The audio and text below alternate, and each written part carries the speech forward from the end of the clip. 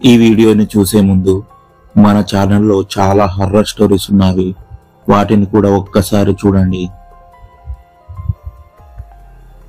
అది నిండు పౌర్ణమి, చీమలు దూరని చిట్టడివి, కాకులు దూరని కారడివి, అలా ఉంటుంది ఆ అరణ్యం.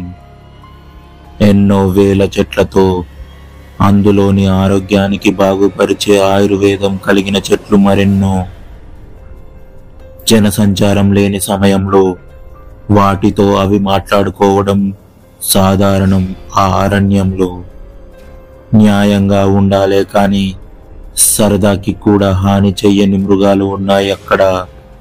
ఆకలి వేస్తే మాత్రమే వేటాడే జంతువులు ఉన్నాయి. అలాగే తమ సొంత లాభం కోసం ప్రపంచాన్ని నాశనం చేయగల శక్తులు కూడా ఉన్నాయి. ఆ అరణ్యంలో చిన్న చిన్న పల్లెటూర్లతో పాటు దైవనాగులు సంచారం చేసే చోటు కూడా ఆ అరణ్యంలోనే ఉంది. దైవనాగులంటే ఇచ్చదారి నాగులు. మనుషుల రూపంలో మారడం, అవసరం అనుకుంటే ఏ రూపాన్నైనా ధరించే శక్తి ఆ నాగులకు ఉంది. ఆ అరణ్యం పక్కనే ఒక 10 కిలోమీటర్ల దూరంలో ఒక పెద్ద మహల్పూర్ నుండి రాజవంశీయులు అందులో నివసిస్తున్నారు.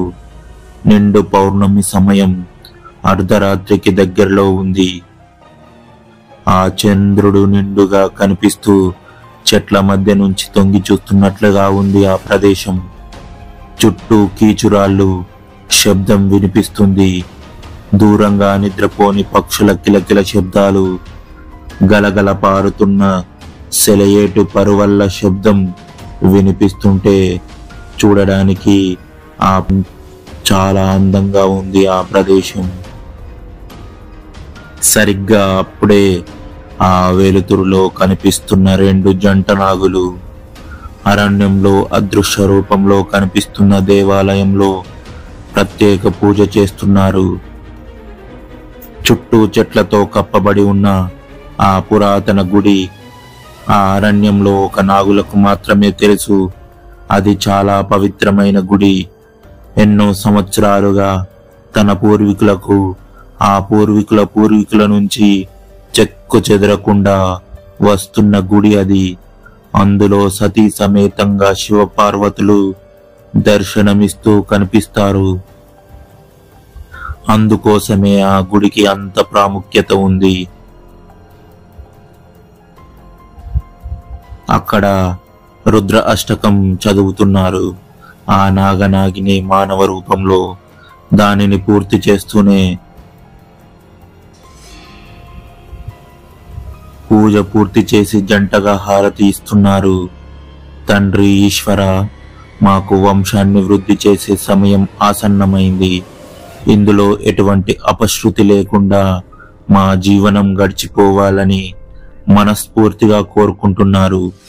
అందుకు మీ ఆశీస్సులు నిత్యం మా వెంటే ఉండేలా చూడు తండ్రి అంటూ ఆ దేవుడిని ప్రార్థిస్తూ గుడిలో నుండి బయటకు వచ్చారు ఆ జంట నాగులు.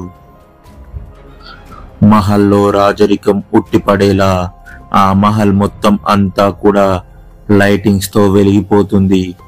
చుట్టూ విశాలంగా కనిపిస్తున్న ప్రదేశంలో కూడా అక్కడ ఉన్న ప్రతి మొక్కకు కూడా లైటింగ్ అమర్చడం వల్ల కొత్తగా ప్రాణం పోసుకుంటున్నట్టు ఉంది ఆ మహల్.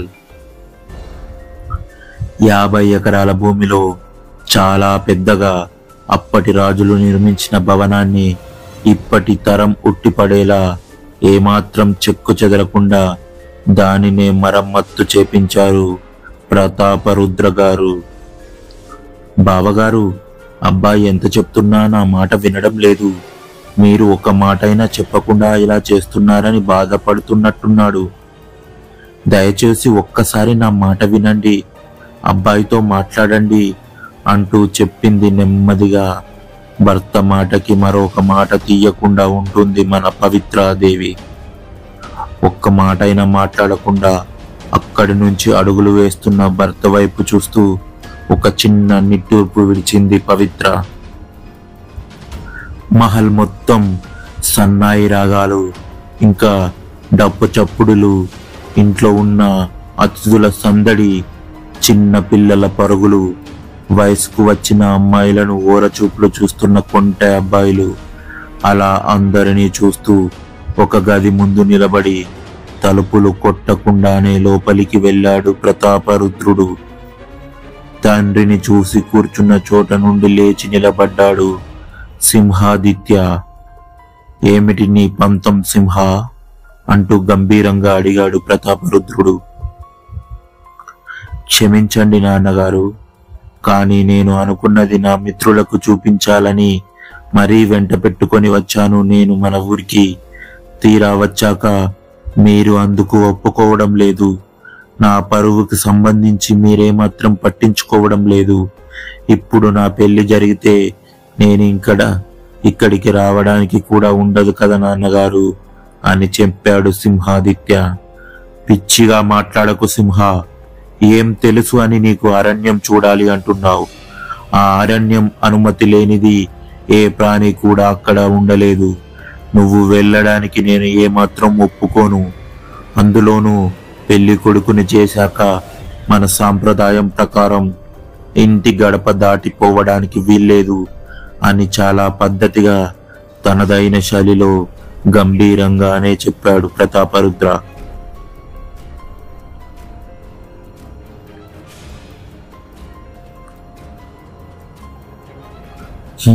అదే నేను అంటున్నాను నాన్నగారు.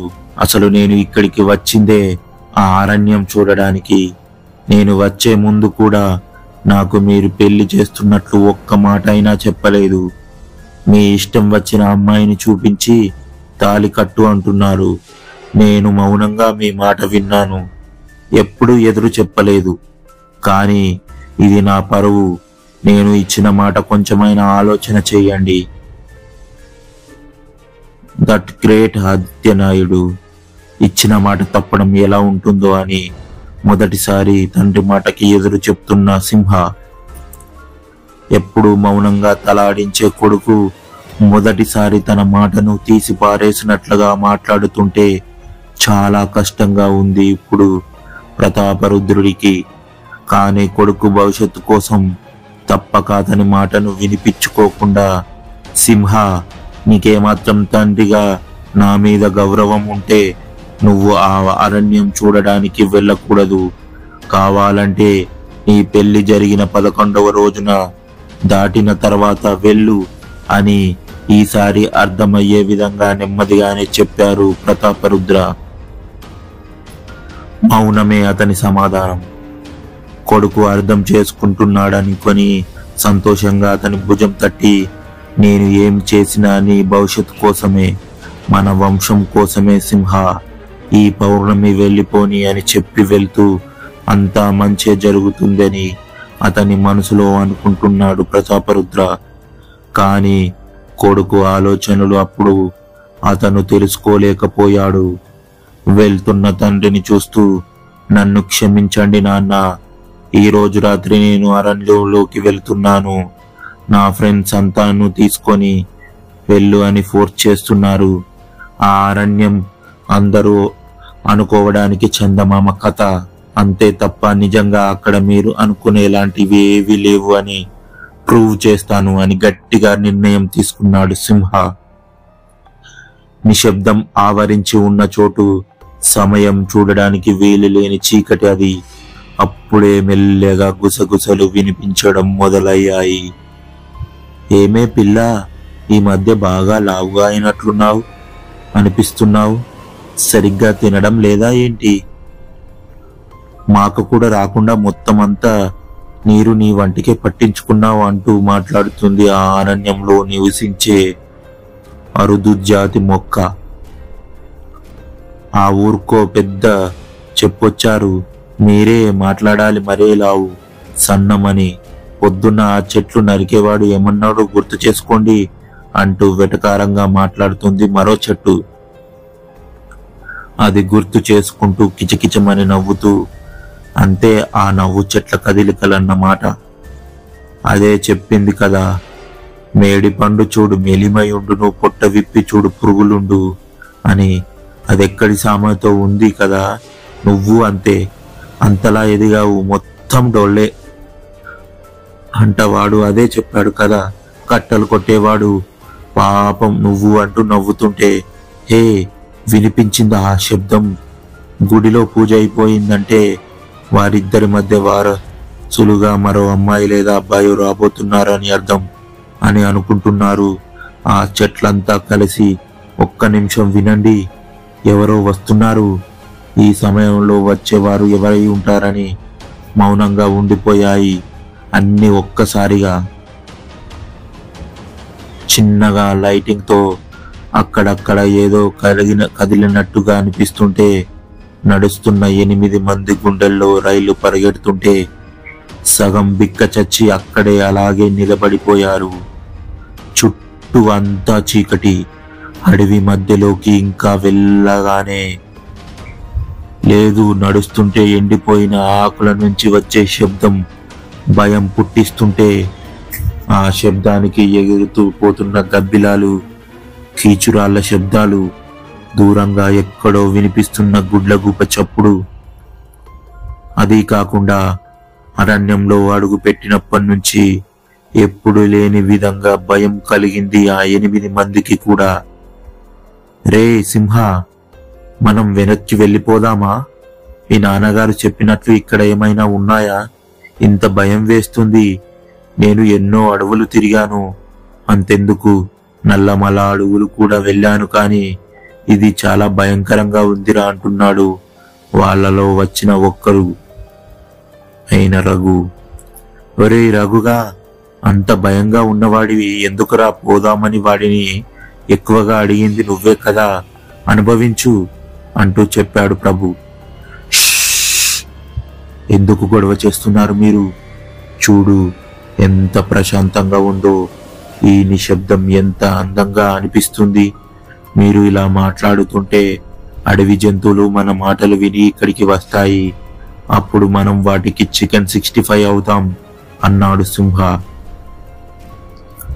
ఆ మాటకి చుట్టూ ఉన్న మిగతా ఫ్రెండ్స్ నవ్వుతుంటే, అప్పటి వరకు కూడా మౌనంగా వారి మాటలు వింటున్న అరణ్యంలోని ఒక ప్రదేశంలోకి వారు మాట్లాడుతూ నడుస్తూ ముందుకు వచ్చి నిలబడి ఉన్నారు. అక్కడ నవ్వుతూ, అంతే అమాంతంగా రఘు గట్టిగా అరుస్తూ పైకి తేలిపోయాడు.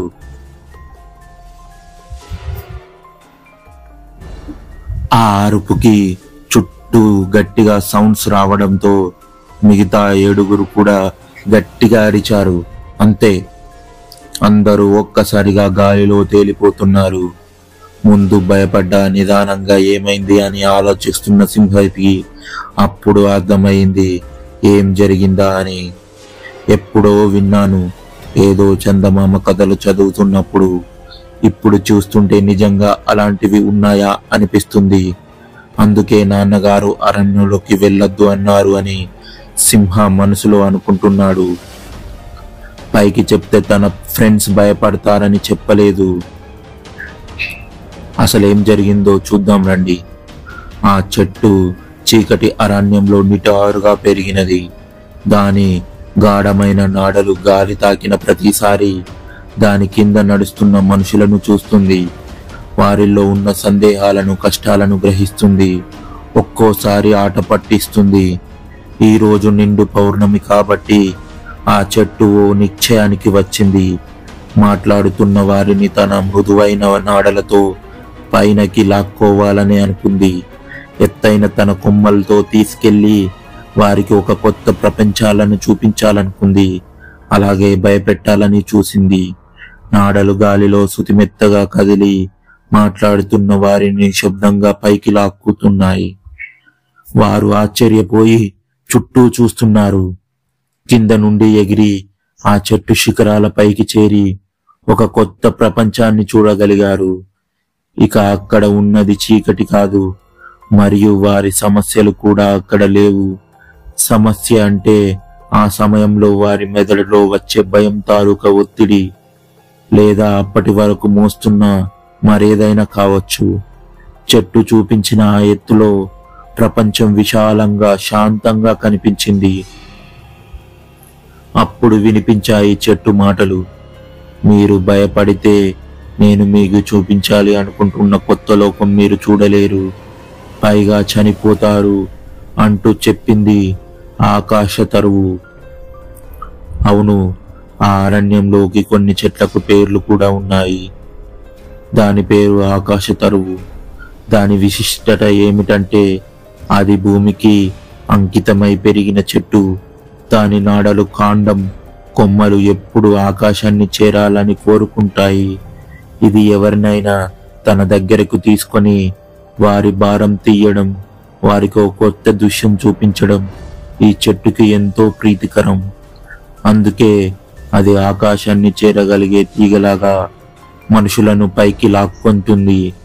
వారికి కొత్త లక్ష్యాలు చూపిస్తుంది. వారి మనసులో ఉన్న మాటలు సైతం తెలుసుకోగలిగే అరుదు జాతికి చెందిన మొక్క ఇది. పెద్ద చెట్టు. రే సింహ, ఏంట్రా మనం ఇలాగే ఎందుకు వేళ్లాడుతున్నాం అంటూ గోల చేస్తున్నారు మిగతా వాళ్ళు.